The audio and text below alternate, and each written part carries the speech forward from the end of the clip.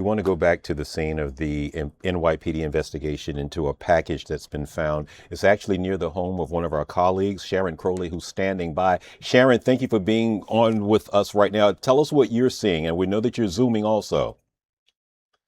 I'm just trying to show you the picture of the scene here. You know, it's the first 70-degree day New York City has seen in a long time after a cold winter, and they have evacuated the Carl Schurz Park, which is right on East End Avenue between East 84th and East 88. And Gracie Mansion is closer to East 88 and East End Avenue.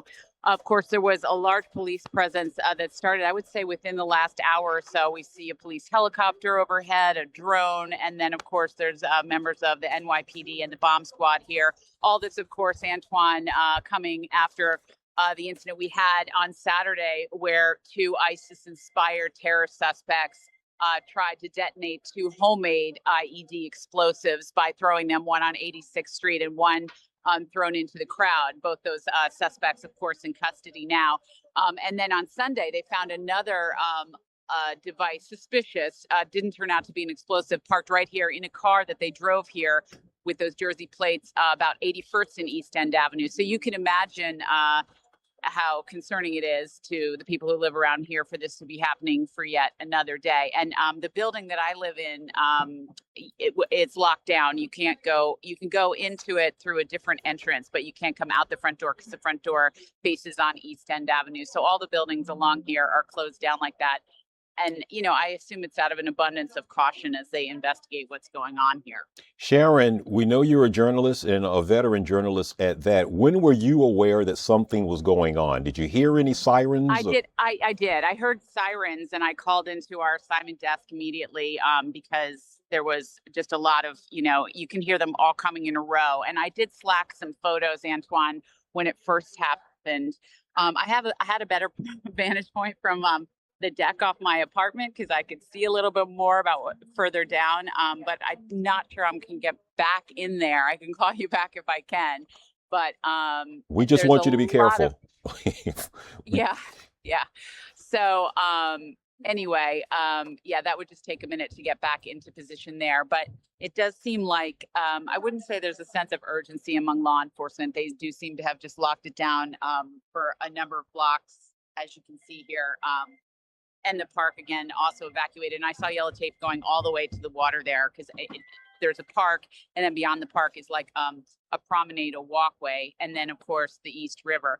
So they seem to be have cordoned off the whole area. And of course, Mayor Mamdani is just right down the street at Gracie Mansion. He wasn't home at the time of the incident on Saturday, but you know, and I do not think he's in residence now as we speak because he had a number of events planned on his day.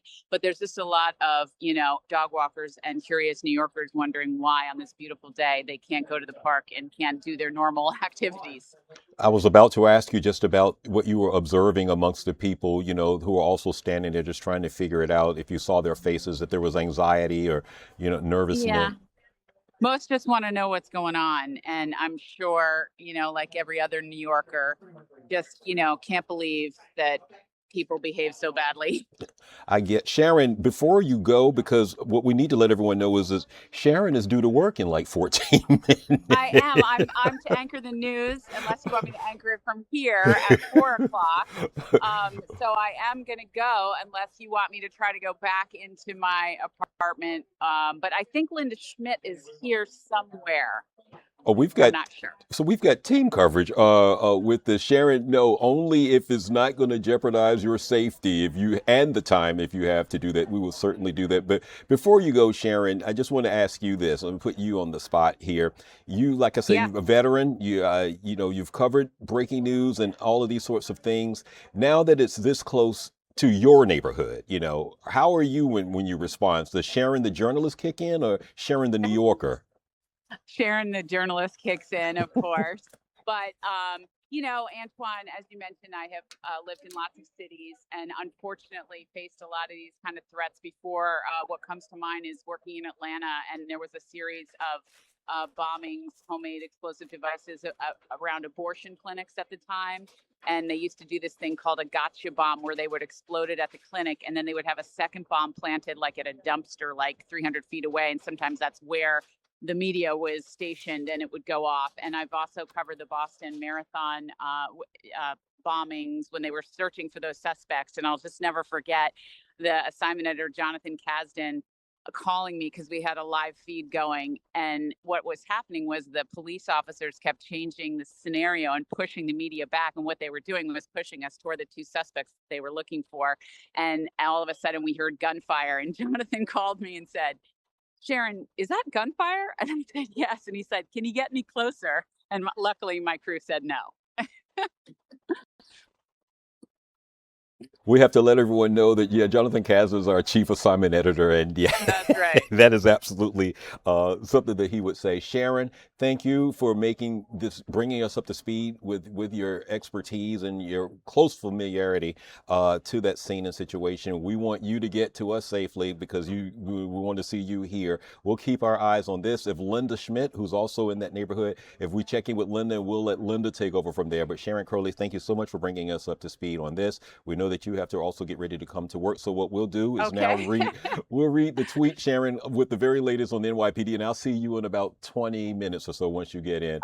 All right. All right. Thanks so much, Antoine. Talk to you soon.